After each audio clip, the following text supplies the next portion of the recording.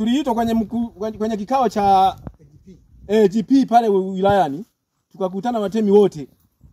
Paka aliniuliza, "Bado una jeshi kama hilo?" Nisema lipo, lakini lipo.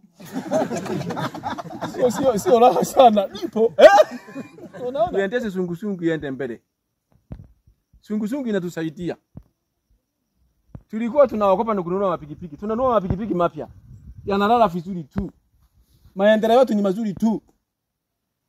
Lakini kwa sababu ya usungusungu ambao sio wanachama, muonana na katibu, jamani, muingie kwenye sungusungu.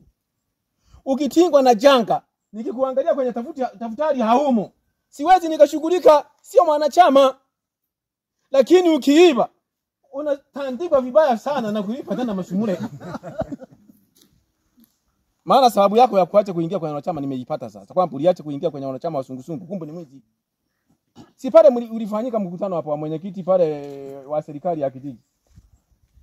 Wengine walikuwa wanasema, "Nilitandikwa mno, angalia matako." Kama waangalia tu, mimi sina habari na yeye. Sio mkutano wangu huo.